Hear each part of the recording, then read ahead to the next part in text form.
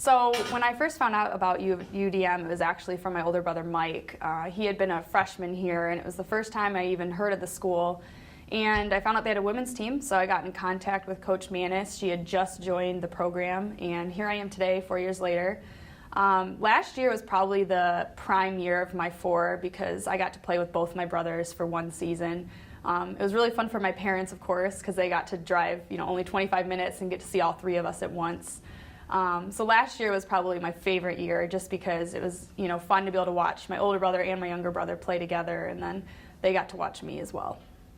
So when I came in as a sophomore, I was not expecting at all, to be honest, for my teammates to already have seen me as a leader on the team. And I was so humbled when I found out from Coach Manis that I had been voted a captain that year. To be chosen by upperclassmen, to me, one was shocking and also a huge honor because I think that's a challenging spot to be in. You have to be the leader when some people maybe don't want to hear what you have to say, but then you're also leading people who are both older and younger than you. So sophomore year was a huge learning curve for me, learning how to balance that. And then going forward, I got to work with a whole bunch of great teammates, different captains every year. Tessa Quayler and I became really close, and Morgan Lear was added on, Aaron Campbell, and then this year, Allie Schrader. So it's been a lot of fun getting to work with different teammates in that light because it's a little different than just being on the field together. So it's been a huge honor, and I was really humbled by the whole experience.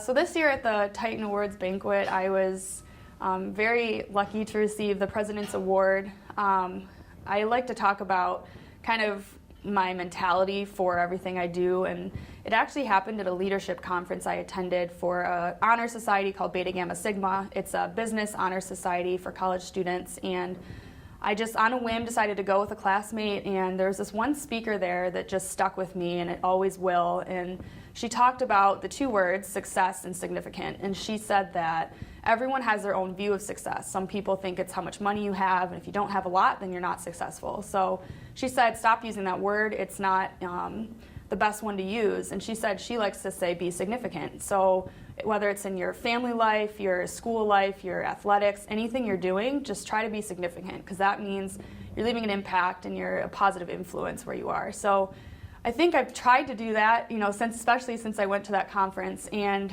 it, was kind of a nice little reward, I guess you could say, to earn that award, and maybe it shows that I have been doing that here at UDM. So I've talked to a lot of people about what was the best moment in 4 years, and I think for our team, the best moment was, we had a couple upsets in the Final Fours. We had one with Elon where we lost in season. We had one with Old Dominion where we lost in season. So those 2 as a team effort were so exciting. But if I had to think back to my personal favorite game, it had to be Cincinnati last year. Not only was it at Ultimate Soccer Pontiac, so a bunch of my family got to come, my actual high school coach got to come, and it was a fun game for me. I think I tied my career high for goals that day, and everyone was just on their best game, defense, offense, everybody all together, and we just came out strong, and it really kicked off the season last year really great, especially because last year was our history for our best record ever, and I think that game was sort of the startup for the rest of the season. So funniest teammate has to go to Julie Kastner.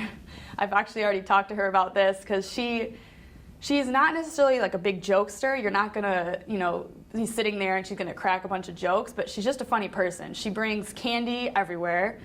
She'll open her duffel bag and it's literally full of junk food and candy, any selection you can imagine. And she also loves bringing her board games every road trip.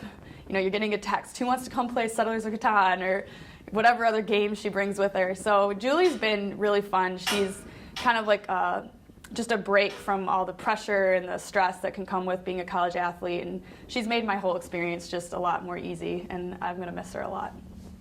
So I'd like to start with thanking my assistant coaches. Us seniors have had a really unique experience because we've had a different assistant coach almost every year. When we came in, we started with Coach Katie Rhodes. She's doing great things now. I believe she's still at Colgate University. And she really started me off with that confidence boost that I needed as a freshman, especially on attack.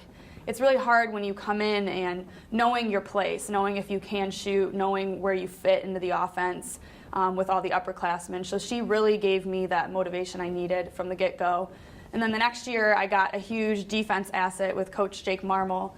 He has, of course, men's lacrosse background, so he brought a whole new taste to our defense and really helped me because coming from Michigan, the sport is small and it's growing. And he brought a lot of things that I never would have learned before in my whole career. So I attribute a lot of where I'm at today to him. And then, of course, the last couple of years with Coach Lori Marion, she's been just a really good force on the offense. She's finally got us to a point where, every attacker's a threat. It's hard to scout our team because everyone can score and everyone can go to goal. So a thank you to her as well. And then, of course, Coach Manis. I think it's funny because we were both kind of like newbies when we started. I know my class was almost not a fluke, but she was just scrambling trying to get girls for our year because she had just come in, she was already late on the recruiting, and I think that she didn't really know much about me, to be honest. She's like, well, she's left-handed and she's fast, I guess we'll bring her in. So I think it worked out really great for both of us, and it's been fun to see myself grow and her grow as a coach over 4 years. And then last, of course, I have to thank my parents. No one really realizes how much they've sacrificed, not just in college, but for my entire life. They've sent me through private Catholic grade schools for 16 years now, and same with all my 3 brothers. And no one can even count the sacrifices they've made to be able to do that. It's a huge commitment. They've been to all my games, whether it be lacrosse or other sports, my entire life. And I'm so blessed. All my talents I attribute to God, and my education has all been in a Catholic setting, which I couldn't be more grateful for, and I thank my parents for that.